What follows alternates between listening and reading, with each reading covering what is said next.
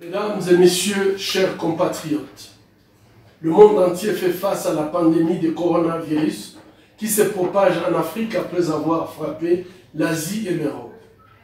Les derniers chiffres qui nous parviennent de l'Europe sont effroyables. Plusieurs autres pays dans le monde comme les États-Unis et le Canada sont aussi touchés. La République démocratique du Congo, notre pays, n'est pas épargnée.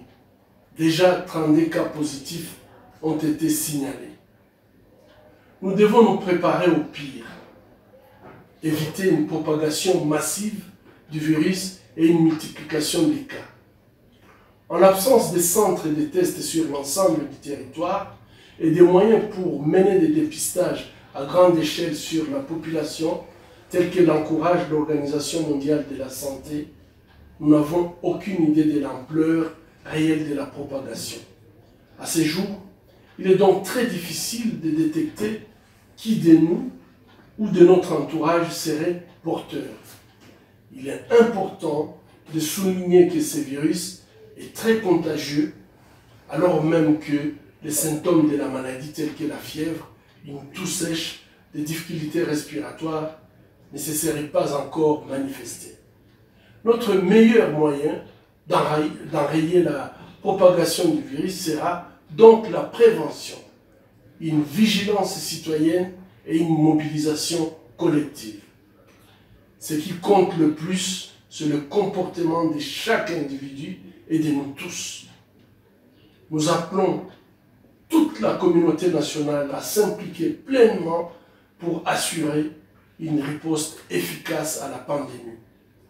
Nous saluons les mécanismes préventifs décrétés par le chef de l'État en date du 19 mars, interdisant les rassemblements, notamment aux écoles, aux églises, aux salles de fête, aux événements sportifs collectifs et restreignant l'accès au territoire national.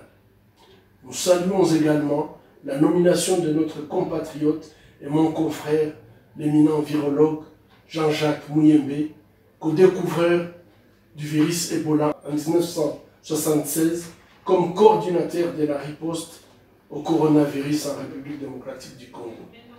Chacun de nous doit accepter le temps de la gestion de cette crise, adapter ses habitudes, donc éviter au maximum de déplacements et rester chez soi, adopter les mesures de distanciation sociale, comme garder un minimum d'1 mètre de distance entre individus, éviter les poignées des mains et les embrassades.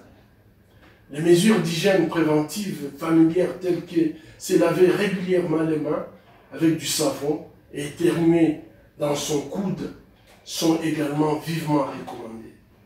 Pour toute urgence ou cas suspect, contactez les hôpitaux à votre disposition et suivez surtout les instructions des autorités sanitaires de notre pays.